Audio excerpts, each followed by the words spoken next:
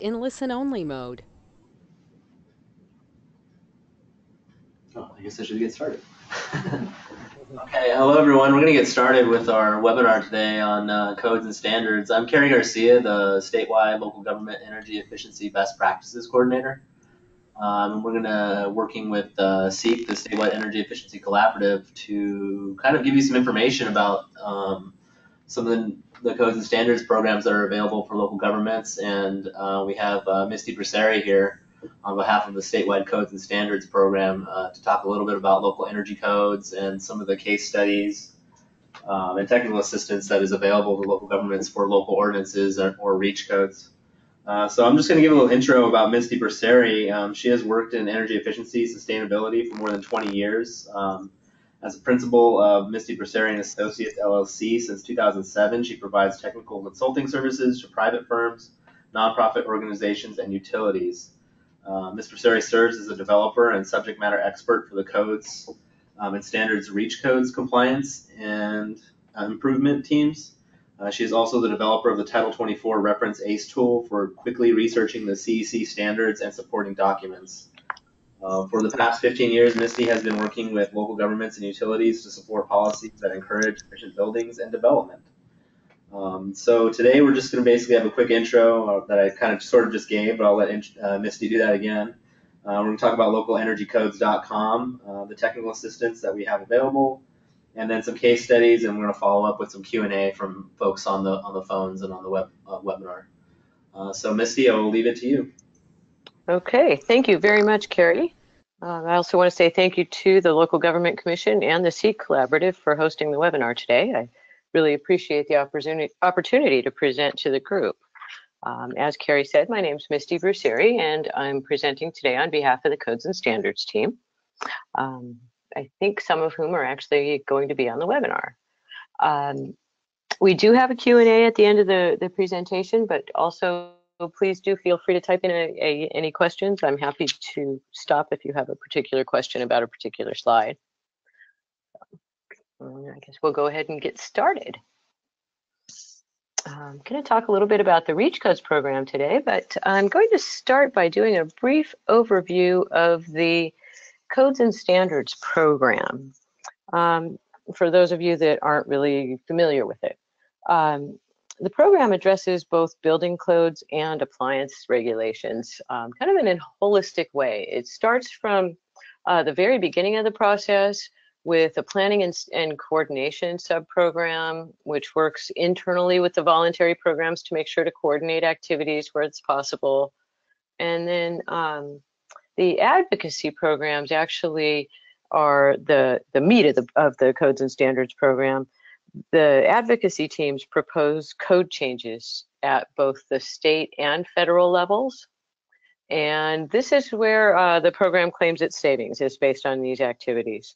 And those teams work both with the CEC and DOE. The last two subprograms in the Codes and Standards suite are Compliance Improvement and REACH Codes. And REACH Codes is the program we'll talk about more today. But it works with local governments to support adoption of local energy ordinances.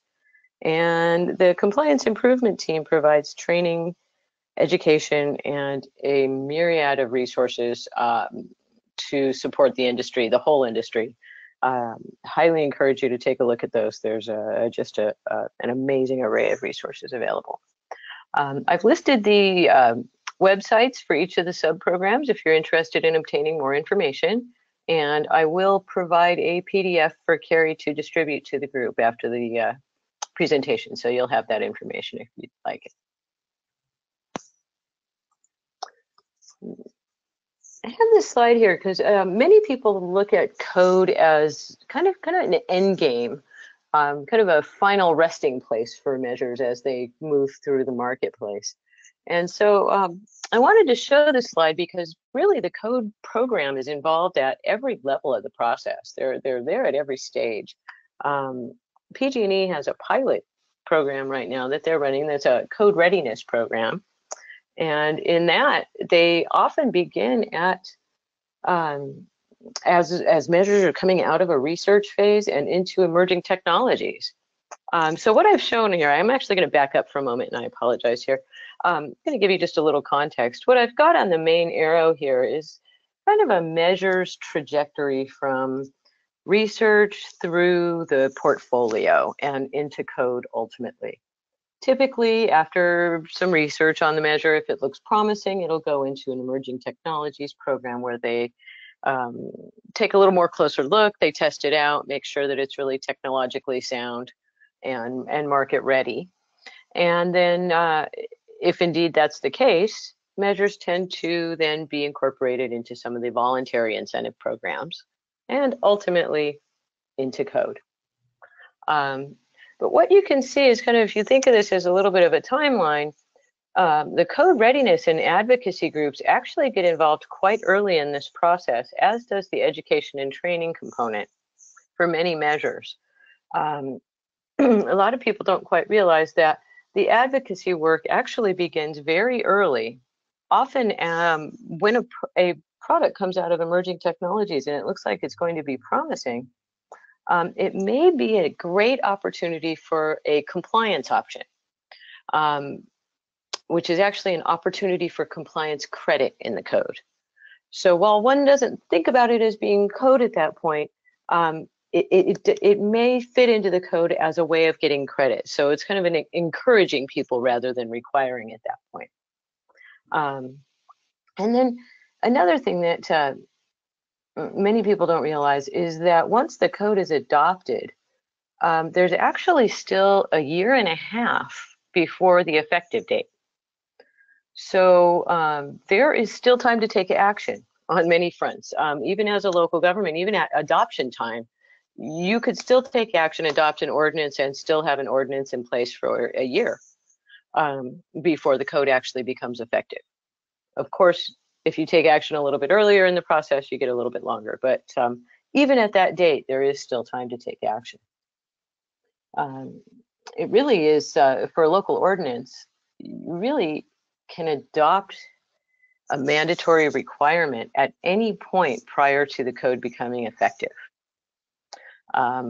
Most of the time we look at those as things that are just about to go into code. We're often focused on those measures that have been around for a while, but sometimes there are measures that come right on out of research or emerging technologies that are actually ripe for inclusion in the code or for inclusion in a local ordinance. One of those that's happening right now is battery storage for PV systems. This has really gained very little market acceptance, but it is already something that the CEC is planning for credit in the 2019 cycle and has created a way for local jurisdictions, should you want to adopt any kind of an ordinance around them, to model that in the software. It's not exactly within the compliance, but it is possible to model it. So I just wanted to make sure that people are aware that the codes actually are involved all the way through the whole market cycle, not just at the end date. Okay. So speaking of local ordinances, we refer to the program as the Reach Codes program, but technically we know it's really a local ordinance. Oftentimes they're called stretch codes as well. But prior to that effective date is where the Reach Code program comes in.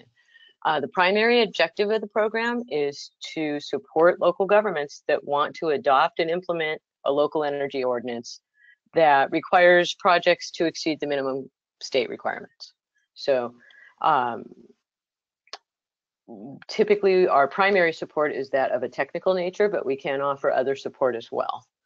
A couple of things that I'd like to point out about that is that several years ago, the CPUC made a ruling in one of their decisions that a jurisdiction that adopts a local code, for those jurisdictions, your citizens are still able to participate in the rebate programs. And neither your citizens nor the utilities will be effectively punished because of it. Oftentimes, once a code is in place, the rebate programs become null and void because one already has to do that. But the CPUC recognized quite some time ago that local ordinances are a very good strategic tool to not only support the current standards, but also future standard cycles. And so they realized that the policy at the time was actually punishing people that lived in a forward-thinking jurisdiction, and they did correct that, I believe, in 2009. So at this time, if you do choose to pass an ordinance, you do have the rebate programs available to help applicants meet those requirements, where there's measures that coincide.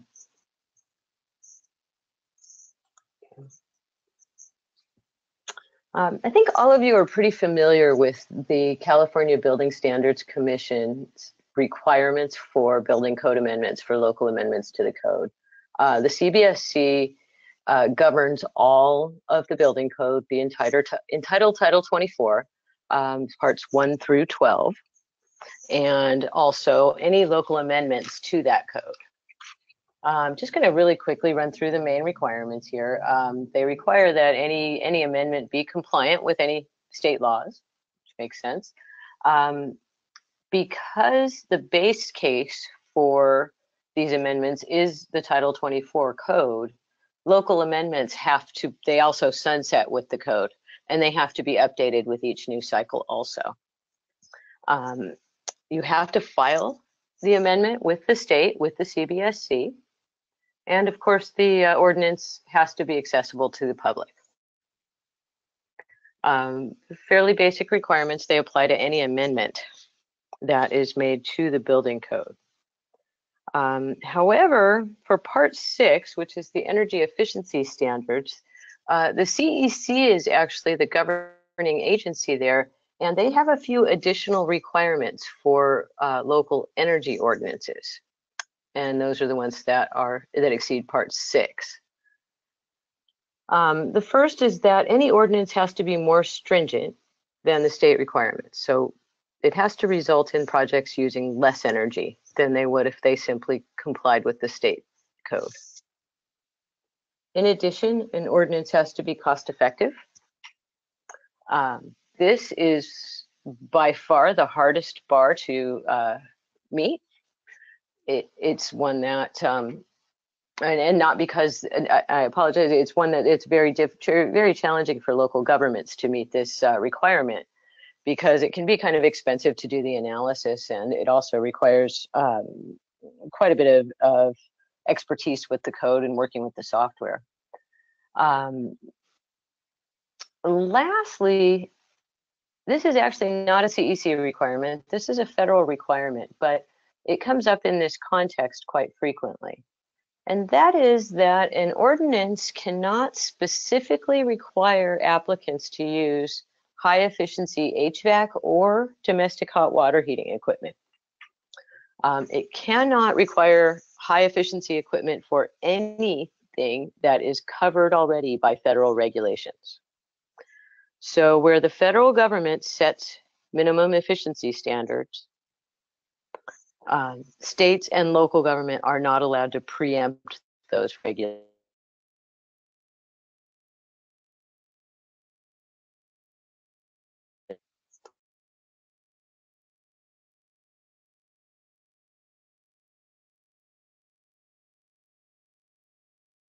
It may be an option for an ordinance. It is often the way that people meet the requirements is they do use this equipment, but they are not required. They cannot be mandated to do so. Okay. Any questions on that, on the CEC requirements or anything?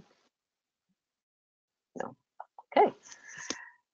So in order to facilitate that process, the statewide team, along with some input from many of our partners, including CEC, BayREN, the CEC, SoCalREN, and others, we developed a website to house our REACH code resources. It's www.localenergycodes.com. We just launched the site recently, and we have the initial content complete. And we're continuing to populate with new content all the time. So if you do check it out, it is there are some things there now, but we are continuing to add. So please do check again in a few weeks as there will be new content The website has kind of two main areas. There's a toolkit and then also a resources section. The toolkit includes several different components, but the idea of it is it's supposed to provide a package that will assist you with the process. Basically, trying to help you to not start with a blank page. So it provides, the toolkit includes a cost effectiveness analysis. It includes model language for both the ordinance and any resolution that you can edit. So any of the model language is offered in Word format so that you can easily edit the document and make it your own. There's also an ordinance summary that will go with every type of ordinance that is intended to be used for you to use internally. It's a couple of pages, each one is about 3 or 4 pages, and it provides a summary of the ordinance, the types of buildings that it covers, and types of projects, also some justification, the kind of savings one might expect to see if there's any implementation issues and things like that. The idea there is to try to help you with internal discussions about an ordinance so that you're not walking around with a cost effectiveness analysis trying to talk to people who don't want to read it. But also the toolkit also includes a bunch of different links to different partners and, state agencies to provide some reference information and resources. As I mentioned, we're still drafting documentation to accompany some of the remaining studies. You'll see that not all of them have a complete set of documentation yet. And we're going to be adding several different features to the site. The first is what we're calling a reach code tracker. And that will provide quite a bit of information about reach codes, including those that have been passed, those that are in the wings, and will also provide links to the actual code on the local jurisdiction site, links to the studies and the documentation that accompany it and things like that, so that you can easily see what other people are doing and how they might have maybe worded a particular requirement or something like that. In addition, we'll be adding case studies, highlighting different cities that have passed ordinances and their experience, any challenges they've had, successes, lessons learned, things like that. And then also some presentation templates. The idea with the presentation template is that it would be similar to the summary sheet, so that it would provide, help you communicate internally. So it would at least give you a start with some of the basic information on that, and hopefully you could easily then edit that template for your own presentation. And lastly, we'll be adding implementation tools. And that is, that's actually a relatively new thing in this cycle. We had previously been focused more on adoption, and now we are able to focus a little bit more on implementation as well. And so we will be working with some cities to develop checklists or fact sheets, handouts that you might give to somebody at the counter or something like that. So do please keep checking back. As I said, the website will continually be populated with additional resources and tools. Right now, the toolkit itself is structured like the code, okay, where it has both a performance-based option and a prescriptive option. I'm going to assume everybody's pretty familiar with the Title 24 code and how it's structured here on the call, but very, very quickly, the performance-based option is essentially provides an energy budget, and you have to meet that budget however you choose to do it, of course, within certain parameters.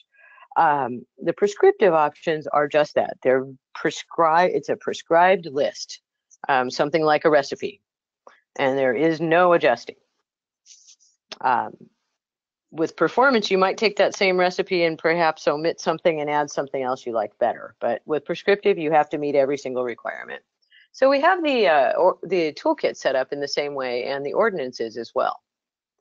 Performance-based ordinances require that the applicant basically just exceed that base requirement. They have to meet a performance threshold. Perhaps it's 15% beyond the code minimum or some other percentage, depending on where you'd like to set that and what's cost effective. Again, when it's a performance-based ordinance, it does not specify how that's accomplished. So it leaves a lot more flexibility for the applicants. Prescriptive ordinances are typically based around a single measure, is what we found. They don't have to be, but that's typically what we see.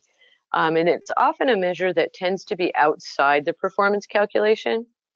One example we have is a non-res outdoor lighting ordinance. In Title 24 compliance calculations, that particular calculation is actually always independent.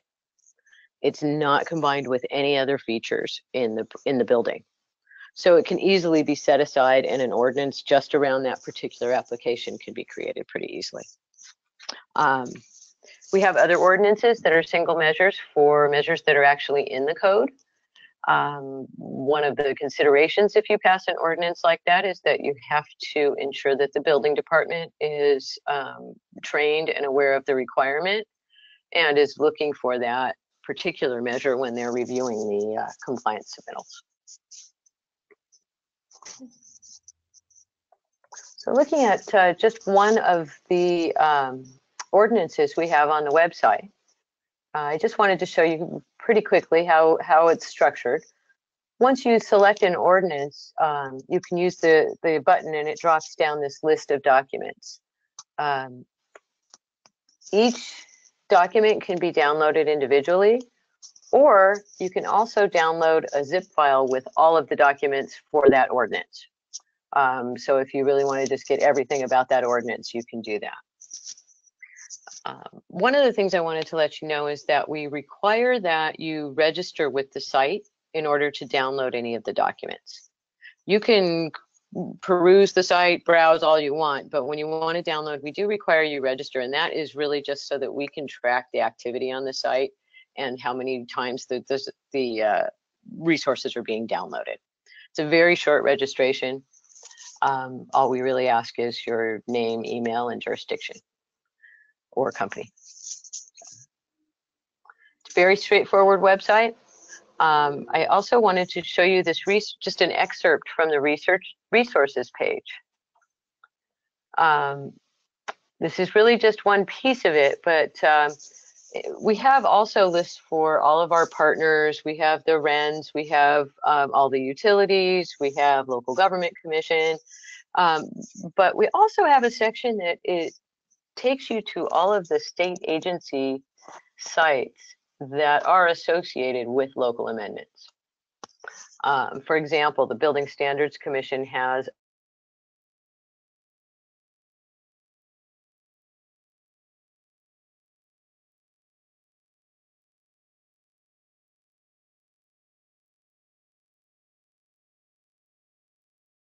helpful. They also have a webinar that's been recorded. Out about that, this area is Misty, can you that there are also sections. Can you repeat what you said? I apologize. Your audio cut out. Hello? Oh, I apologize. Yikes. Is it okay now? Yeah, you're good now. Okay. I'm just going to go ahead and back up on the resources. Essentially, we have links to the state agencies that govern the local ordinances, both the BSC and CEC, and give you an easy way to get to all of these resources. In addition to that, we have a lot of local government services, including things like ICLEI and the Local Government Commission, but also some links for resources that are fairly popular right now and actually fit with our ordinances, such as resources for PV permitting, the solar access laws, and the California Fire Marshal's Guide for solar permitting and things like that. So I urge you to check out the site, and again, we'll be adding more resources to that as well going forward. Is my audio staying okay? Yep. Okay, Excellent. I'm trying to stay still. Okay. I'm going to just quickly run through the analyses that we've done for you. Right now, most of these are done, although not all, and I'll explain which are in what state, but they are near, those that are not complete are nearing completion right now and will be on the site shortly. But so far, we've done analysis for residential new construction, non-residential new construction projects, and also, again, as I mentioned, the prescriptive or single measure opportunities. For residential new construction, we have a few different versions of the analysis, depending on the kind of interest you have. The first one is a mixed fuel design. It assumes you have a gas electric design, standard design, and is similar to the CalGreen tiers, though it isn't exactly the same as those tiers. It's a bit more aggressive than the CEC solar ordinance in that it requires efficiency beyond the code, beyond the state code. The level of that efficiency varies depending on the climate zone, but in each case we do require somewhere between about 5 to 10 to 15% of it improved, and then also you may or may not have PV included. There are two different versions of that one. We're working on an all-electric analysis right now. We actually were just about to release this study when we got a new version of the analysis software that actually did change the results significantly enough that we have to go back and do a little bit of reanalysis. This is something that was requested by several jurisdictions. And so we're taking a look at the all-electric design and how that might work in communities, especially for communities where there's no natural gas available. Lastly, we have a CalGreen Tier 3 study. That has been released for Climate Zone 6, but the rest of the climate zones will be coming out shortly, I would say within the next couple of weeks. That study is actually looking at it was zero net electricity, the EDR score of 0. That's since been modified to make sure that any requirement is consistent with the net energy metering rules, so that none of the analyses actually result in an oversized PV system. So that what that will do is offset the site electricity use. Okay. We're working on a non-residential new construction study right now. That one also is set to be released within the next week or so. That is CalGreen Tier 1, which is 10% beyond the state code.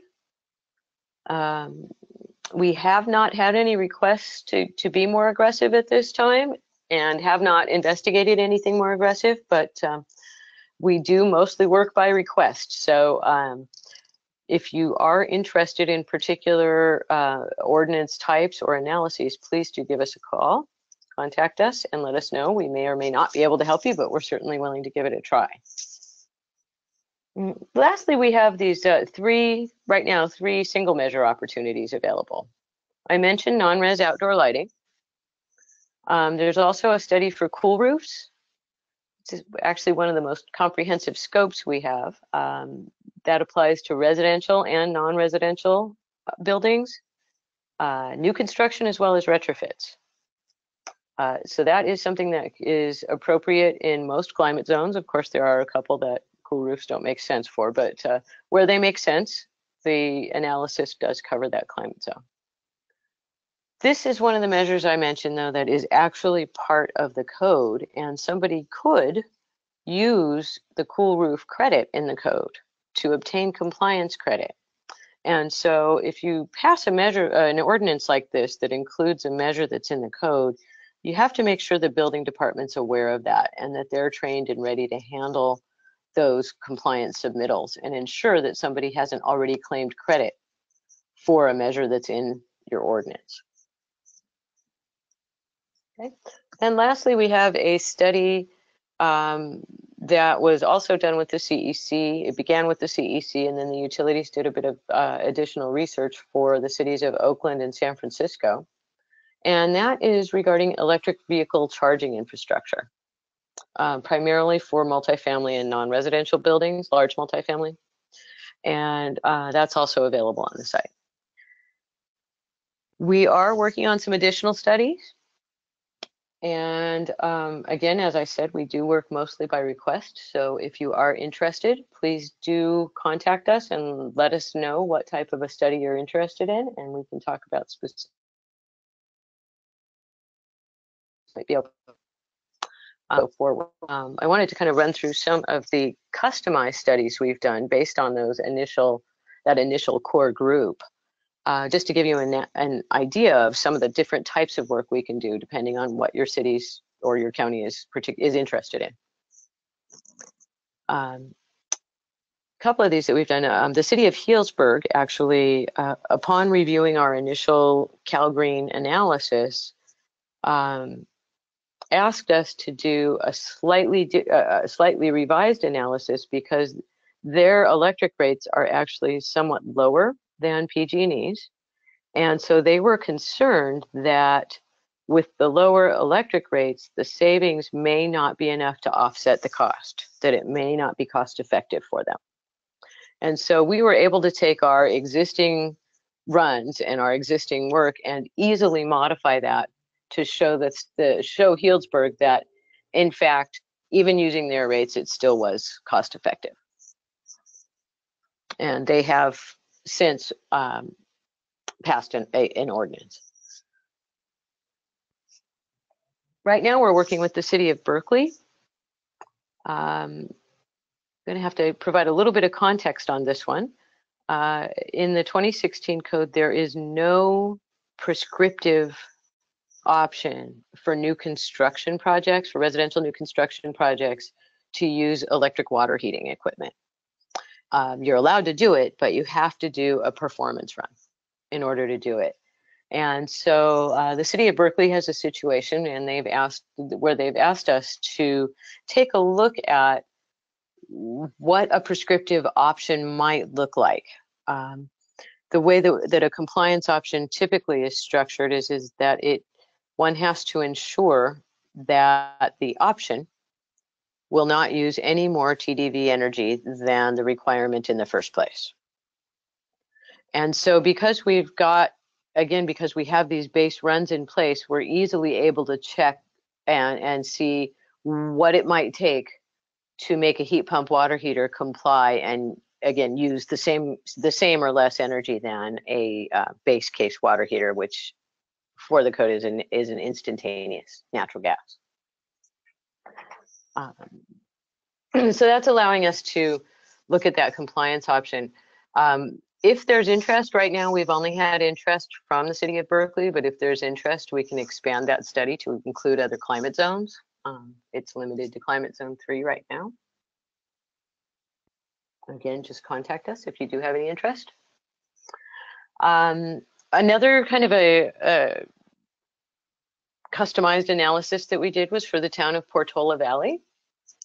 The code has a requirement now for new residential buildings to be solar ready.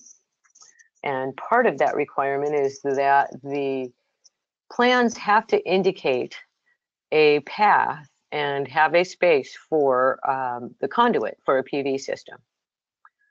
And the town of Portola Valley wanted to take that one step further in their ordinance, and they want the requirement to include installing that conduit. Not running the wiring, but having the conduit actually in place, not just identifying where one might go. And so we were able to, again, take the base study, modify that just a little bit, and add that extra cost. In this case, it's an extra cost without any quantifiable benefit. There's no direct energy savings from doing that. So again, the town of Portola Valley was concerned that with that extra cost, the analysis may not be cost effective. And so we were able to add that and produce a cost effective analysis for them.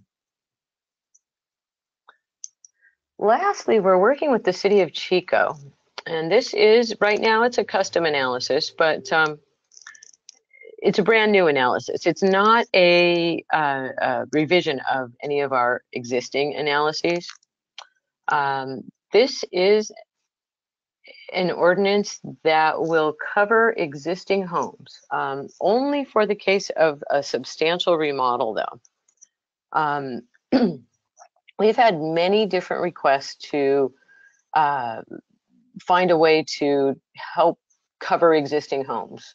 And this is something, this has been a really, really tough nut for us to crack. We've really struggled with it in many cases because there are many different base assumptions, many different scenarios in the existing homes we can't necessarily anticipate, and also the projects are as varied as possible. It may be just one piece of equipment, or it may be an entire remodel or a huge addition. It's just very hard to tell. The city of Chico approached us about a situation they're having in their city where they're seeing a lot of folks remodeling and adding on to older homes. And because the code doesn't require it, in many cases, there's no activity. They're not upgrading the existing home. And so we worked with the city to come up with a structure such that if you're doing a substantial remodel, which in this case the city defines as a remodel that is either an addition or an alteration that impacts at least 50% of the home. They've got that defined specifically, but for our ease of conversation here, it's something that impacts about 50% of the home. In those cases, you must do what we're calling some common sense measures on the existing home. So for example, if you've got a small existing home that you want to, you're adding an addition. And because you're adding an addition, you're not touching the existing attic. The code doesn't require that you upgrade your old compacted and wholly R11 insulation that's in the attic. This ordinance will actually pick up on some of those measures and require that you do include them in the scope of the project. It only applies to the existing home. So there are several measures that if they're not included in the scope of the project already, will be added to the scope. We're able to keep it at what we believe is less than 5% of the potential cost at max. It'll probably be less than that in most cases. That's if one isn't including any of the measures on the list. So we believe it'll be far less than that in most cases. We've done that with the city of Chico, and that's in climate zone 11. We're getting that study finalized now. And we have had, in this case, we've had requests from a couple of other jurisdictions. And so we will be expanding that analysis to climate zones 2 and 3 and also 13. If there's interest from other jurisdictions, please, again, contact us and let us know. We can easily expand that one out. Okay, hearing no questions there. Go ahead and go on. This is just a list of some of the cities that have already passed an ordinance. There are 11. Some have passed simply the solar PV ordinance that the CEC has put together, which requires that you just comply with the code without using the PV compliance credit and then add a PV system of a minimum size. Others are efficiency based, others include both. As you can see, it's quite a range. There is a link on the local energy code site that takes you right to the page where you can see the packages that were submitted to the CEC and the final ordinance language. Again, we'll have that in a tracker pretty soon on the local energy code site as well. We anticipate there probably will be many more cities interested in passing codes this cycle because of the upcoming essentially mandate for PV in 2020. So we are prepared to do analyses of various sorts and to provide that technical support if you do need it or are interested in taking a look at different measures. Lastly, thank you very much for letting me present to you today. And I've also provided a couple of ways that you can contact us, either using this email address, info@localenergycodes.com, or if you go to the site, there's a contact us page and you can write us an email via the website. Thank you again for letting me present today. And if you have any questions, please go ahead and ask now. Yeah, Misty, we have a few questions. So I'll just read them aloud. Okay. The first question here we have is, can local governments take action through local ordinance to encourage electrification? Currently, Title 24, Part 6 is still biased towards fossil fuel and water heating and space heating. Hopefully the CEC will remove this bias in the 2019 code update, but more work could be done by locals via ordinance that the state will not do so in the next update.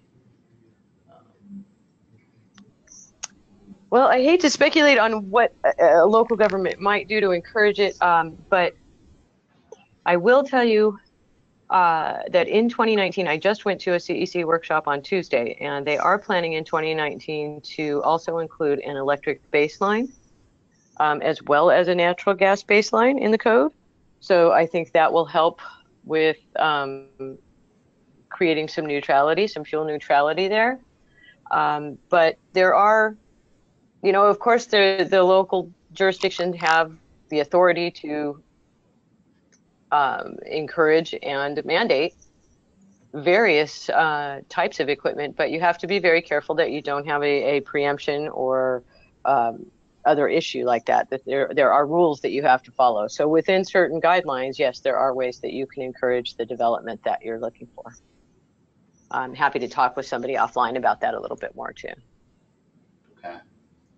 So our next question, can a REACH code be based on calculated CO2 emissions related to building energy use rather than based directly on energy use, such as TDV? Yes and no. You have to show that you're complying first. So you would have to do some sort of a calculation that shows the TDV. But the cost effectiveness analysis and using that kind of a metric would make sense. And yeah, you have quite a bit of leeway as long as you are at least ensuring that whatever you require will actually use less energy than the code and is cost effective. There's a lot of leeway as to how you show that. Okay. And a related question. So how is cost effectiveness calculated? TDV or standard practice manual? The way that we have been calculating it is using the compliance software. The compliance software has an estimate of the annual electricity usage. And so we've been calculating our compliance thresholds using TDV energy. But when we look at the cost effectiveness calculations, we're actually looking at site electricity use and offsetting site electricity use. Okay. Does that make sense? We do have that completely a detailed description of exactly what we're doing. We both provide a life cycle cost analysis, the benefit to cost ratio, as well as simple payback in the reports. Okay. And so yeah, there's a whole detailed description of the analysis and the assumptions that we make, whether we make escalation, whether there's escalation and net present value of everything. So Okay. We have an it is all there. It's a bit much to explain verbally. Okay. Is that will that be posted on the website somewhere, or on? Yes. Okay. Yes. Every one of the analyses, the cost effectiveness analyses, includes that section. Okay. So we have an interesting one here. Would a local cannabis cultivation and manufacturing licensing ordinance requiring high energy using indoor grows to be net zero energy be considered a REACH code? Hmm. I would say that at least some of it probably would. If you're requiring that they change things that are now covered by the code, then yes, I think you would. So if that was a newly, the lighting would be included. So I would say in part, at least, yes. There may be components that are not, but we would have to look at that specifically. But yes, in part, there would be some pieces of that project that would be subject to the Title 24 code. And if that's the case, then if you're going to require they exceed that code, then it's considered a reach code. Okay. The process may not be entirely covered. And that's why I'm a little hesitant to say specifically, but there are some pieces of the process that are covered and some that are not. So we'd have to look at that in detail. Okay. So your next question, can the ordinance summary include a simple summary of the greenhouse gas savings if the city adopts the local ordinance? And just more background, this question said our main motivation to pass the REACH code would likely be to reach our climate action plan goals to reduce GHGs. And it would be helpful to have that included when we talk internally to other staff and when we go to our city council. Yes, absolutely. Thank you for the recommendation. Oh, okay. We do have some greenhouse gas information there, but we don't have it specifically spelled out.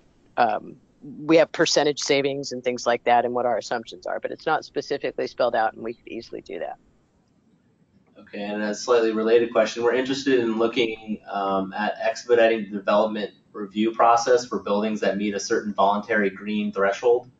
Would this type of voluntary program be exempt from the REACH code requirements for cost effectiveness, et cetera?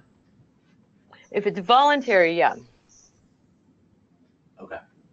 Yeah, the REACH codes only are the requirements are only if you mandate something. If something is voluntary, then no, you don't have to show that it's cost effective. Okay. And this next question is actually related to that a few questions back about the calculation of the cost effectiveness. Does code feasibility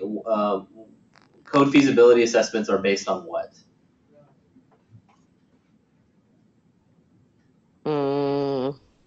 I'm not quite sure what that's getting at.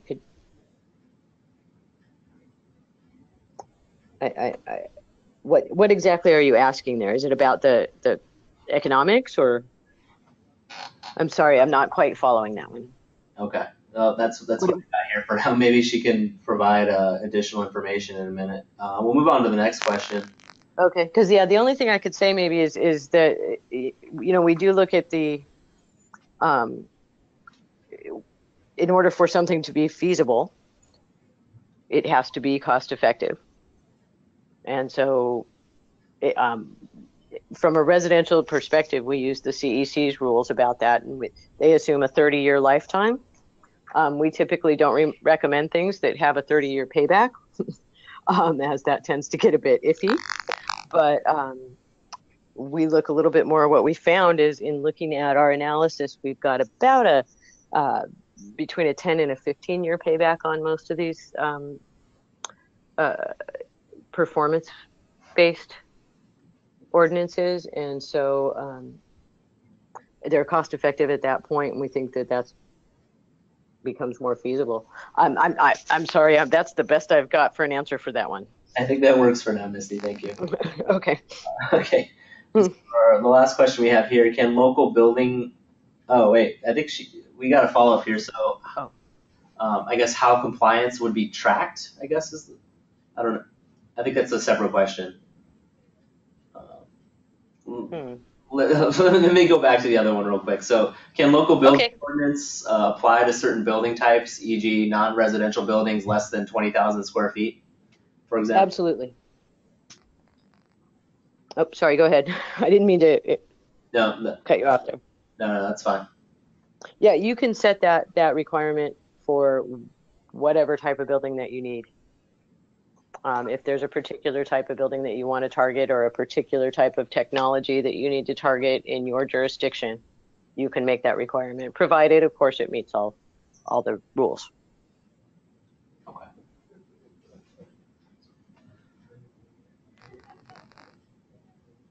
And so here's another suggestion. As requested, we think it would be helpful if you included all climate zones of the state in the cost effectiveness studies being done for water pump heating. Okay.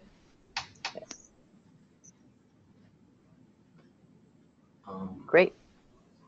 And then another question would basically is, I think we probably talked about this before, how is compliance being tracked? How would compliance be tracked? That is a very good question. And one that we have not had great success with, unfortunately.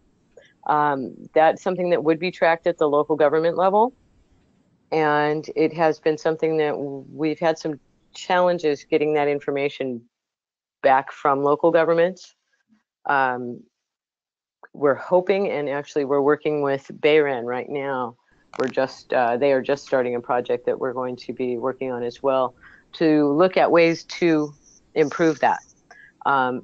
Possibly ways that we might be able to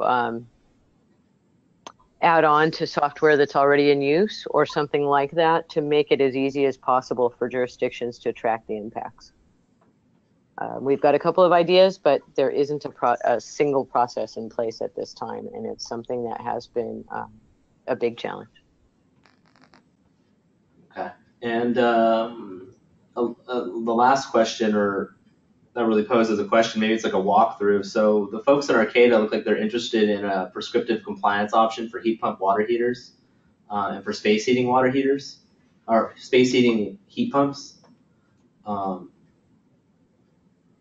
you kind of talk about that and what maybe they can do, or what process they need to go through to kind of work on that? Sure. For heat pumps, you can use a heat pump for space heating prescriptively. There is no restriction on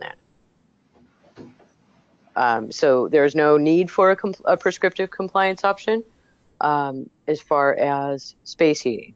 But for water heating, there is no prescriptive option at this time.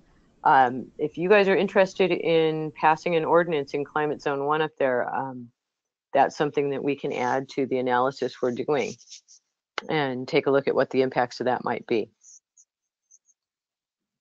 I would be most appreciative if you would possibly send me an email with that request so that I have some documentation and a contact person in your area. And we can talk, that way we can talk a little bit about specifics and what you might actually be interested in and what we find in the analyses too. We found it's not always straightforward, so we may need to discuss some options. Okay, that's all the questions we have on from the chat. But if anybody has any more questions, you can use like the raised hand feature, and we can open up the phone line if you want to communicate that way. I will assume silence. Okay, and also please don't hesitate to send me an email. I'm actually the person that will answer if you send something to info@localenergycodes.com, or contact me via phone, or contact anybody on the Reach Codes team. We're happy to talk with you more about possibilities or what you might be interested in, and if we might be able to provide the support for you.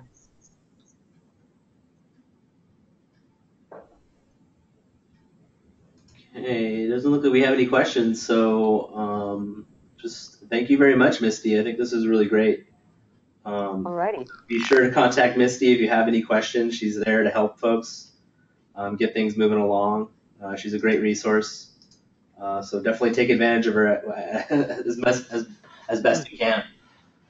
So thank you very much, everybody, for joining us. We will have this recorded. I think we can send that out later on if you want to share it with other staff.